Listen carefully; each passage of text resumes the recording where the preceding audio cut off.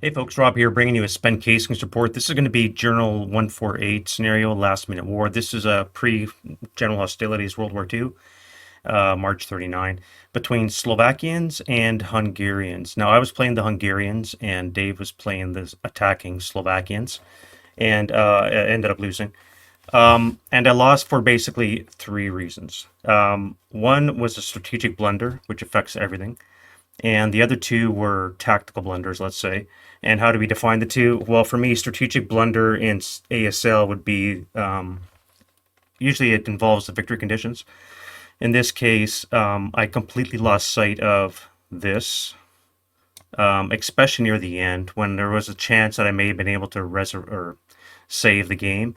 I completely lost sight of this. I misinterpreted the rule, even though I looked at it. I completely misunderstood what was required of me and ended up losing in that case. And then there's the two minor ones, which I've already covered one in my defensive tactics video, and the other one we'll go into right now. So let's talk about the major blunder first, the strategic one. Slovakians win immediately when there are no unbroken Hungarian MMC on board 56 on or between hex rows I and Y. Now that is the two dashed red lines. So anything in here, as long as I have an unbroken Hungarian MMC, that part of the victory condition is void. So it's unlikely that you're going to lose all your units or that all of them are going to be broken. Although it could happen, but it's not likely. Should that happen, then you'll automatically lose. But what I lost my eye on the ball was the actual last sentence of this. Or at game end by controlling 11 or more buildings within 3 hexes of this intersection here. There's 16 buildings in this red outline, of which the Slovakians have to control 11 in order to win. So this is my setup. This is basically the start of the first turn. Slovakians are starting to enter the board. I've already got a couple of half squad scouts forward to bust concealment, and in this case I actually pinned a squad, which is pretty good, even though it's only a 137. And the game was progressing to a point where I made a tactical blunder, and that was one of these units here. This guy here tried to make it to the back to the house, my fallback. This is what basically I'm looking at a hedgehog defense, like I talked about in my defensive tactics, where that I would set up originally outside and then collapse inwards as the Slovakians close the gap. So I tried to do that with this guy. I made it as far as, I think, here. And his machine gun, which at this point was up on a first level, basically had a clean shot. And he broke this guy here. And actually, I think he vaporized him. So this guy's gone. I left an LMG on the ground. Now my second mistake was I moved this guy closer initially, and then once this guy was lost as he was coming up here, by this point he was already coming into this woods. This guy had already been pushed back. I moved my dummy stacks back here. But at any rate, he was making inroads on the right flank, and then I decided stupidly, okay, time to fall back, and I walked through my hip gun position with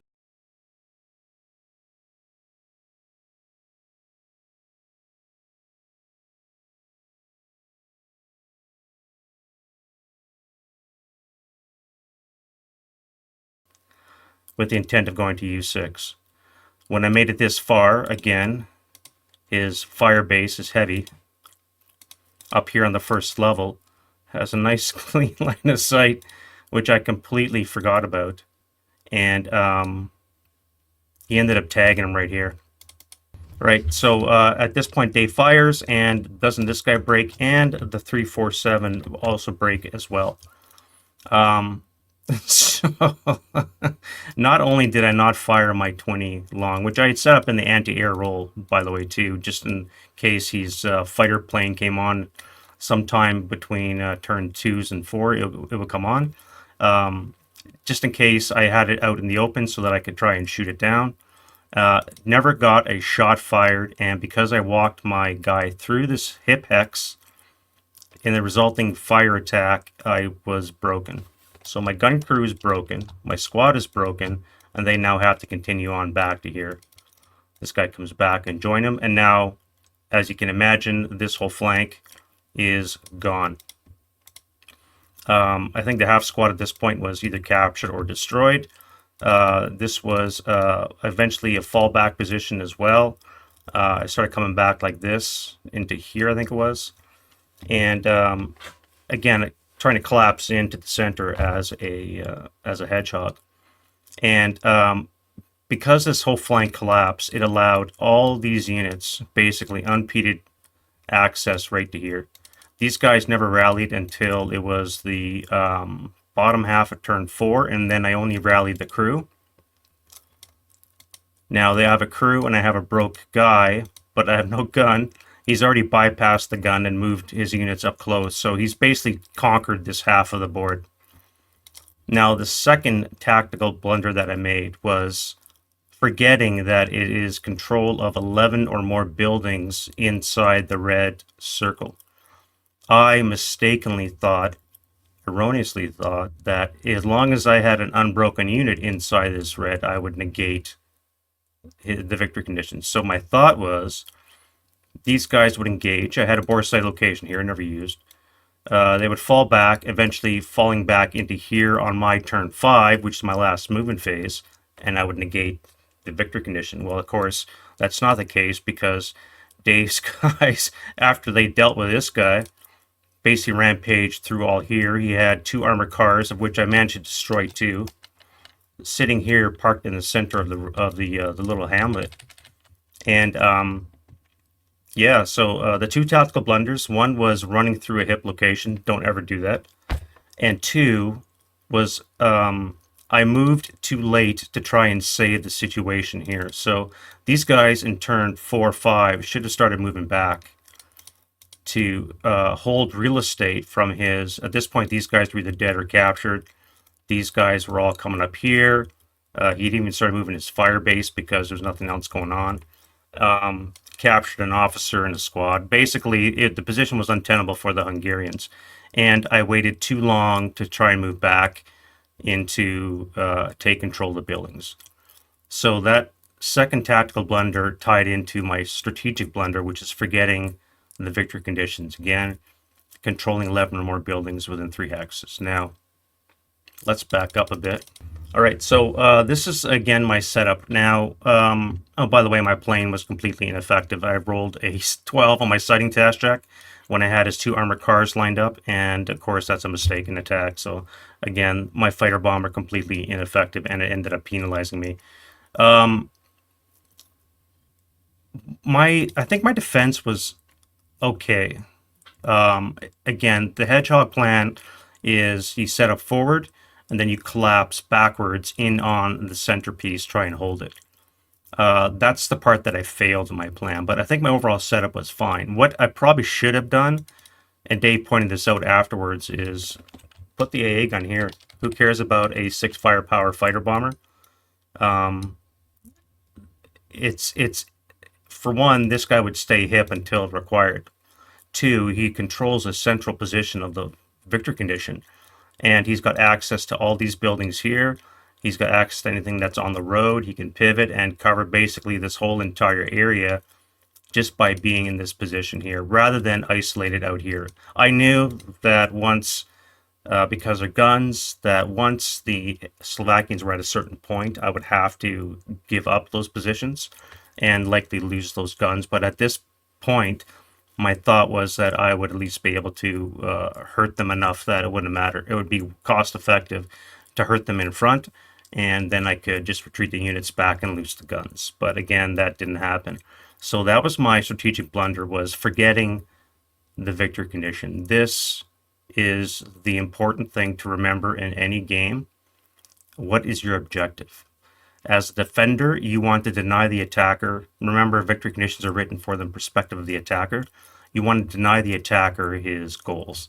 And for me, it was forgetting completely that it was controlling 11 or more buildings inside this red circle.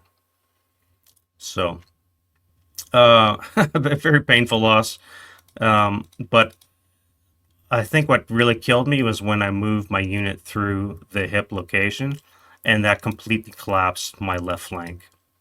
Left it wide open. He came charging through. This was supposed to stay hidden until either the plane showed up or his units moved in the open, and then I'm getting a 4 firepower attack -2 in the open, which is pretty sweet. Again, that didn't happen. This AT gun was quite effective. I broke it in my last shot, which of course sucked. He had units moving right down the open here, right at the end, making the bum rush, and that's when I broke my gun. So it was unfortunate. However, I was able to take out 2 of the armored cars in the process. So I think this is an okay position. I had this site board sighted here. Never got a chance to use any of my bore sighting because Dave would advance in, and you only get bore sighting as part of defensive first fire when you get the -2. So aside from that, it really doesn't serve a purpose, which is kind of weird. You'd think that your gun is sighted into a position that you would get some kind of a bonus. And even if you're firing willy-nilly, what we would often have is we would have a C2 sight, which is an optical sight, and we'd have a marker. And as long as you have the bearing set on your C2 sight, even in the middle of the night, as long as you can see your bearing, you can pivot your gun and you know that you're on your target at a certain elevation, at a certain bearing, and then you can fire your shots, even in pitch black, and you're going to hit your target. For some reason in the game, you only get bore sighting when the opponent is moving. So, at any rate, I never got a chance to use my bore sighting. So that was my mistakes, my 3 big mistakes. Losing sight of the victory conditions, running through a hip location, a gun location, and then drawing fire needlessly, and then not falling back in time to try and save the day. These guys were still alive. They could have tried to claim some territory, at least deny it to the enemy that was starting to infiltrate. OBA was marginally effective. It was okay. I threw a harassing barrage down here, and then I was able to land another one right here. But the problem is that you can see right here, they have scarce ammunition, which means they're already at 6 and 3, so 6 black, 3 red, and you get an extra red when you have scarce ammunition, so 6 and 4. Not great. So I ended up drawing 2 reds, and my second, or I guess my third OBA mission at that point was not going to happen. So yeah, so I just wanted to point that out. Again, victory conditions is so critical. It's the raison d'etre of the whole scenario. If you don't accomplish this, you don't win. If you, as a defender, are able to deny this, then you'll win. So pay attention to victory conditions, especially the details. Again, 11 or more hexes, 11 or more buildings. I don't know why it says 1 or more. That should be 11 or more. At any rate, I ended up fixing this in the actual text. It actually says 11 or more in their actual game. So, but yeah, I just wanted to go over that quickly. The spent casings report, which is going to be my format for going after action reports, and hopefully you'll get a lesson learned from my defeat. That's why we do these things, so that everybody can learn and adapt accordingly. All right, so that's enough blab. We'll see you guys next video. Bye-bye.